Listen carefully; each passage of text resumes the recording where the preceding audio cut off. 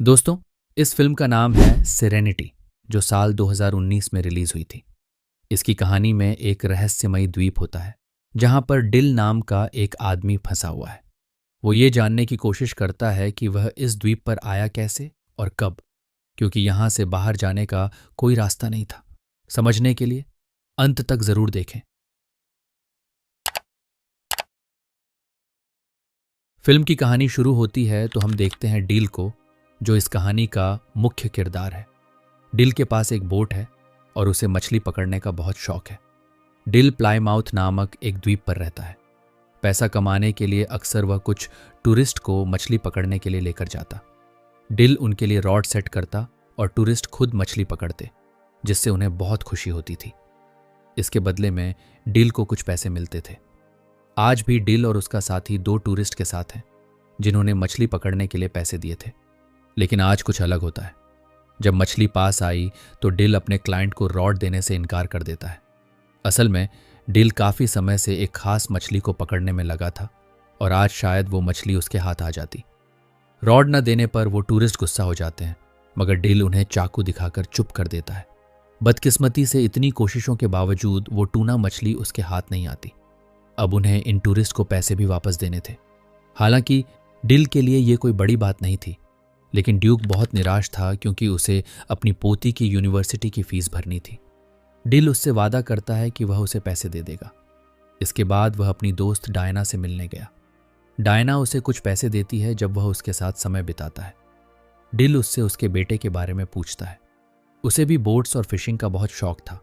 दरअसल डील चाहता था कि वह ड्यूक को जाने दे ताकि वह किसी ऐसी जगह काम कर सके जहां उसे अच्छे पैसे मिले। इसके बाद वह एक बार में जाता है। बारटेंडर से बातचीत के दौरान हमें पता चलता है कि यहाँ के लोगों को एक दूसरे के बारे में छोटी से छोटी बात भी पता होती है।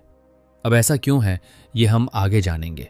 बारटेंडर कहता है कि तुमने 4 बार उस मछली को पकड़ने की कोशिश की है, तुम्हें उसे कोई नाम देना चाहिए। तो डिल कहता है कि उसका नाम जस्टिस है।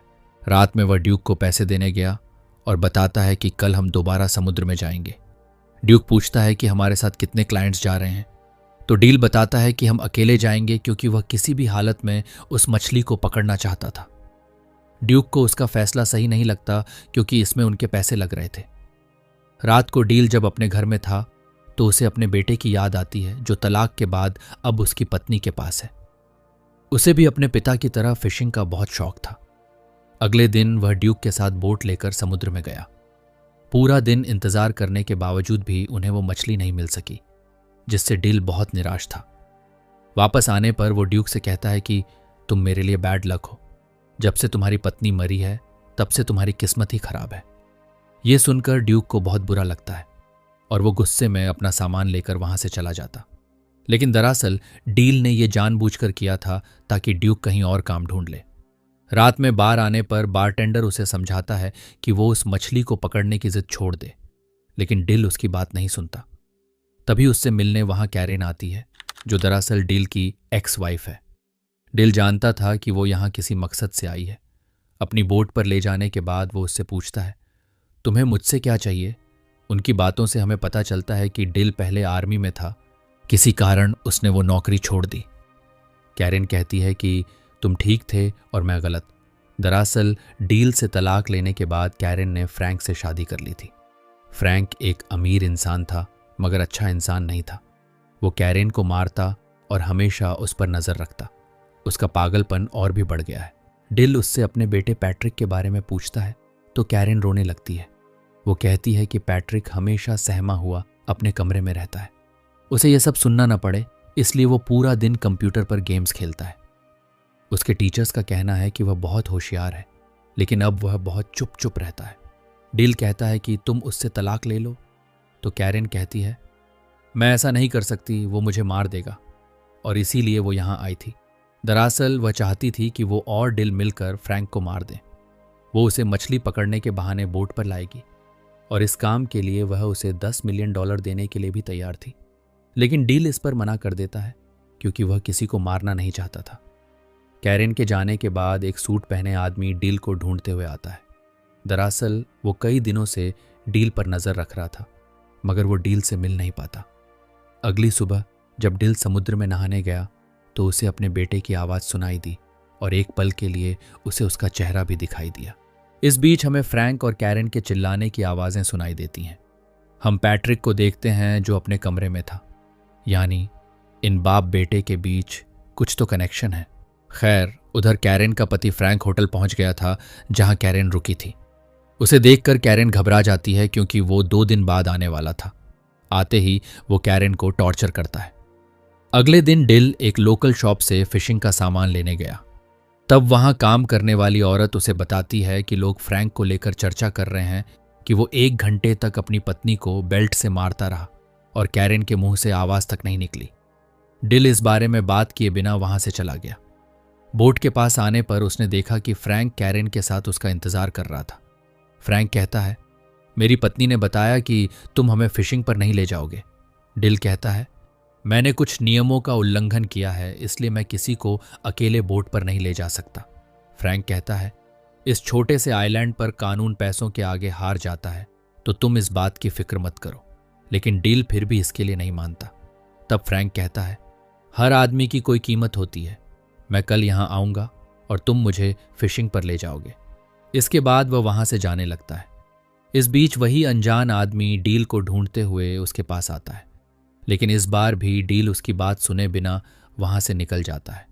वो आदमी अपनी घड़ी देखकर कहता है, मैं 20 सेकंड लेट हो गया, कुछ तो गड़बड़ है। बाद में डिल एक मछली बेचने जाता है जहां कार्लोस उसे बताता है कि तुम्हें कोई ढूंढ रहा था, लेकिन डिल को इसमें कोई दिलचस्पी नहीं होती। फिर वह डायना के बिल्ली को देने जाता है जो गुम हो गई थी। डायना कहती है, मैंने सुना कि कैरेन ने तुमसे मदद मांगी थी। तुम एक अच्छे इंसान हो, मुझे लगता है कि तुम्हें उसकी मदद करनी चाहिए। वहां से निकलने के बाद ड्यूक उससे मिलने आया। वह कहता है, फ्रैंक तुम्हें सिर्फ एक टूर के लिए $10,000 देने वाला है। मुझे अपनी पोती की फीस देनी है, तुम्हें उसकी ऑफर मान लेनी चाहिए। डिल कहता है, मैं तुम्हारी बात क्यों मानूं? तो ड्यूक कहता है, मैं जानता हूं तुम ये सब क्यों कर रहे थे, लेकिन मुझे तुम्हारी रहम की जरूरत नहीं, मुझे तुम्हारी मदद चाहिए। अब ड्यूक की मदद करने के लिए डिल मान जाता है। बाद में कैरेन फिर से डिल से मिलने आती है। डिल कहता है, मैं उसे सिर्फ फिशिंग पर ले जाऊंगा, मैं उसे मारने वाला नहीं हूं। तो कैरेन कहती है, वो मुझे और पैट्रिक को मार देगा। मैं जानती हूं कि तुम उससे बात करते हो, वो अपने कंप्यूटर से तुम्हें सुन सकता है, तुम दोनों एक दूसरे से जुड़े हुए हो। डिल उसकी बात का कोई जवाब नहीं देता। खैर, बाद में जब वह और ड्यूक समुद्र में होते हैं तो डिल अपने दिल की बात कह देता है कि उसे यहाँ कुछ गड़बड़ लग रही है। फिशिंग के दौरान डिल फ्रैंक से पूछता है कि क्या उसके बच्चे हैं। तो फ्रैंक कहता है, मेरा एक सौतेला बेटा है, मैंने उससे दोस्ती करने की बहुत कोशिश की, लेकिन वो पूरा दिन अपने कंप्यूटर पर लगा रहता है। उसके मैथ्स टीचर कहते हैं कि वो जीनियस है, लेकिन वो पूरा दिन एक बेकार से गेम में लगा रहता है जिसमें एक आदमी पूरा दिन फिशिंग करता है। वो मुझे पसंद नहीं करता। डिल पूछता है, वो तुमसे इतनी नफरत क्यों करता है? तो फ्रैंक कहता है, मैं नहीं जानता, लेकिन एक दिन मैं उसे ही मार दूंगा। ये सुनकर डिल को गुस्सा आ जाता है, लेकिन इससे पहले कि वो कुछ करता, उनके हुक में एक बहुत बड़ी शार्क फंस जाती है और वो लोग उसे पकड़ने में लग गए। खैर, वापस आने के बाद डिल कहता है कि कल हम दोबारा से जाएंगे। कैरेन को मौका मिल जाता है बात करने का, इसलिए वो डील को फिर से ऑफर करती है कि वह फ्रैंक को मार दे। कैरेन कहती है कि पैट्रिक भी यही चाहता है। ये सुनकर डिल सोच में पड़ जाता है। ड्यूक ने भी उनकी बातें सुन ली थीं। वह डील से पूछता है, क्या तुम उन लोगों को जानते हो? तो डील कहता है, वो मेरी एक्स वाइफ है। आर्मी में नौकरी के दौरान मैं एक जंग पर गया था। वहां से लौटने के बाद मुझे पता चला कि वो फ्रैंक के पास जा चुकी है। ड्यूक उसे सलाह देता है कि हालात चाहे जैसे भी हों, उसे किसी को मारना नहीं चाहिए। रात को डिल कैरेन से मिला और अब वह इस बात के लिए राजी हुआ कि वह फ्रैंक को मारेगा। उसे बस पैसे चाहिए। वह ये सब प्यार व्यार के लिए नहीं कर रहा। जब डिल घर आया तो वही अनजान आदमी उससे मिलने आया था जिसे हमने फिल्म में कई बार देखा। खैर, वह एक डिवाइस लेकर आया था जिससे डिल उस ट्यूना मछली को पकड़ सकता है जिसे पकड़ने का सपना डिल बहुत समय से देख रहा है। और ये डिवाइस वह आदमी डील को मुफ्त में देने वाला था। उस आदमी के मुंह से निकल जाता है कि यही खेल का नियम है और मैं ही नियम हूं। यह सुनकर डिल को अजीब लगता है और उस आदमी पर शक भी होता है। इसलिए वह उसे धमकाता है और पूछता है कि बता, तुम कौन हो? तब वह आदमी, जिसका नाम रीड है, बताता है कि असल में ये सब असली नहीं है, ये बस एक खेल है, और खेल का नियम है कि यहाँ कोई मरेगा नहीं। तुम एक कैरेक्टर हो और तुम्हें उस ट्यूना मछली को पकड़ना है। डील को उसकी बातों पर विश्वास तो नहीं होता, मगर इस जगह को लेकर उसे हमेशा शक रहता था।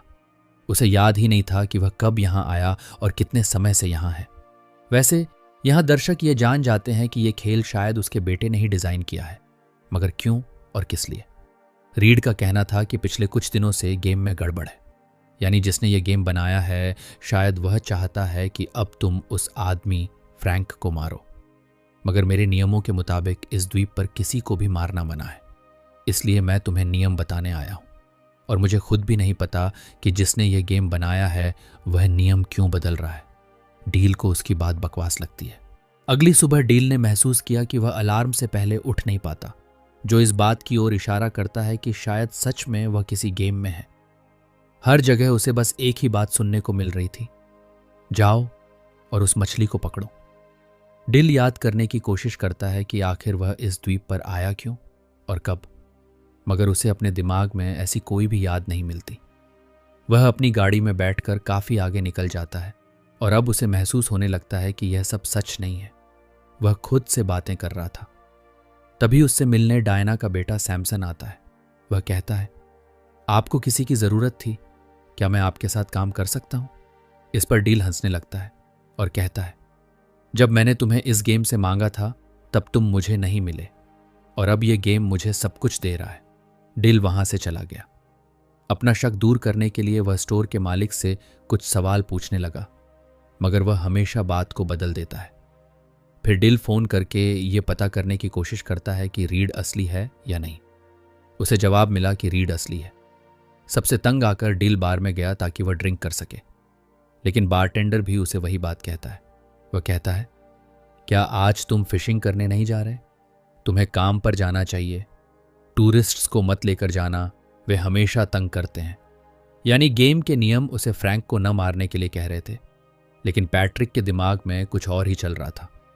दूसरी तरफ दिखाया जाता है कि जब कैरेन की आंख खुली तो उसने फ्रैंक को बाथरूम में घायल पाया। पिछले रात 6 लोगों ने उसे मारा था। दरअसल यह काम ड्यूक का था। उसने ही फ्रैंक को मारने के लिए कुछ लोगों को पैसे दिए थे ताकि वह आज बोट पर ना आ सके। ड्यूक डील से कहता है, मैंने तुम्हारे लिए जो सही लगा मैंने वही किया। इस बात से डील को बहुत गुस्सा आता है। जख्मी होने के बावजूद कैरेन फ्रैंक को मना लेती है कि वह फिशिंग पर जाए। डिल समुद्र के किनारे निराश बैठा था। तभी रीड उसके पास आता है। डिल कहता है, मुझे कुछ भी समझ नहीं आ रहा कि मैं यहाँ क्यों हूँ। मेरी जिंदगी का मकसद क्या है? क्या मैं पागल हो चुका हूँ? रीड कहता है, इस बारे में तो मैं भी कुछ नहीं जानता, लेकिन मैं ये जानता हूँ कि यहाँ हो क्या रहा है। हम सब किसी का सपना है और हमारे बारे में सिर्फ वही जानता है जिसने हमें बनाया है, और शायद तुम जानते हो कि वो कौन है। तो डिल कहता है, हाँ, वो एक छोटा बच्चा है जो एक अंधेरे कमरे में बैठकर हमें देख रहा है। उसका सौतेला बाप उसकी माँ को मारता रहता है। शायद इसी वजह से उसने ये गेम बनाया है, इस उम्मीद में कि शायद एक दिन वह अपने असली पिता को वापस ला सके और अपने सौतेले बाप को सबक सिखा सके। वो चाहता है कि मैं उसे इंसाफ दिलाऊं, इसीलिए मैं आज फ्रैंक को मारूंगा, चाहे कुछ भी हो जाए। इस पर रीड कहता है, अगर तुम यही चाहते हो तो मैं गेम के नियम तोड़ दूंगा। अगर हमारा निर्माता यही चाहता है तो तुम्हें ऐसा ही करना चाहिए। कैरेन फ्रैंक को बोट पर ले आती है। इस पर डिल भागकर अपनी बोट की तरफ जाता है। दरअसल पैट्रिक ने एक ऐसा गेम बनाया था जिसमें वह अपने पिता के साथ समय बिता सके, लेकिन जैसे जैसे उसके सौतेले बाप का टॉर्चर बढ़ता गया, पैट्रिक के दिल में उसे मारने की आग भी बढ़ती गई। पैट्रिक बस यही चाहता था कि उसे कोई संकेत मिले कि फ्रैंक को मारना गलत नहीं है। इसलिए उसने गेम में डील को सोचने की इजाजत दी ताकि डिल अपने दिल की सुने, और जो भी उसका फैसला हो पैट्रिक भी वही करेगा। यही वजह थी कि गेम उसे बार बार याद दिला रहा था कि उसे बस मछली को पकड़ना है, लेकिन डिल की सोच बदलने लगी थी। खैर, डिल बोट के पास पहुंचता है जहां फ्रैंक और कैरेन पहले से ही मौजूद थे। डिल फ्रैंक को समुद्र में ले जाता है। फ्रैंक की हालत पहले से ही बहुत खराब थी और कैरेन ने उसे नशे में भी रखा था। तभी उन्हें पता चलता है कि बोट पर सैमसन भी है, जो उनके प्लान को बिगाड़ सकता था। लेकिन अंत में जब डिल ने रॉड फ्रैंक के हाथ में थमा दी तो शार्क उसे समुद्र में खींच लेती है और उसका अंत हो जाता है। असल दुनिया में पैट्रिक यानी डील का बेटा अपने सौतेले पिता फ्रैंक को सच में मार देता है और हम समझ पाते हैं कि डील की असली लड़ाई तो मौत के साथ ही खत्म हो चुकी थी। गेम में जो है वो तो बस पैट्रिक के ख्याल हैं। खैर, इस कत्ल के बाद पैट्रिक को मानसिक अस्पताल में रखा जाता है। गेम में हम देखते हैं कि कैरन डील को अलविदा कहती है, लेकिन डील में उसने पैट्रिक को अपनाने की शर्त रखी थी। डील जानता था कि वह बस एक गेम है। तब कैरन रोते हुए कहती है, कभी ना कभी तुम मुझसे ज़रूर मिलोगे। तभी कैरन वहाँ से गायब हो जाती है और डील के पास एक फ़ोन पर कॉल आता है। कॉल की दूसरी तरफ पैट्रिक था। उसकी आवाज़ सुनकर डील भावुक हो जाता है। पैट्रिक कहता है, मैंने कुछ बहुत गलत किया है। तो डील उसे समझाता है, तुमने जो भी किया अच्छे के लिए किया। पैट्रिक कहता है, मैं मिनी गेम में कुछ बदलाव करूंगा ताकि मैं तुमसे मिल सकूं। डील बहुत खुश हो जाता है और कहता है, मैं तुम्हारा इंतज़ार करूंगा। कॉल कटने के बाद डील देखता है कि वहाँ सब कुछ बदल रहा है और अगले ही पल हम देखते हैं कि पैट्रिक भी गेम में है। वह डील से मिलने के लिए बोट की तरफ भाग रहा है। उसे देखकर डील बहुत खुश होता है। दोनों एक दूसरे को गले लगाते हैं। गेम में ही सही, लेकिन पैट्रिक अपने पिता के साथ था। और यहीं पर फिल्म का अंत होता है दोस्तों। इस कहानी में बाप बेटे के बीच प्यार को दिखाया गया है। एक पिता की कमी उन्हें ज्यादा महसूस होती है जिनके पिता इस दुनिया से जा चुके हैं। उम्मीद करते हैं हमारी वीडियो आपको पसंद आई होगी। मिलेंगे किसी और कहानी में।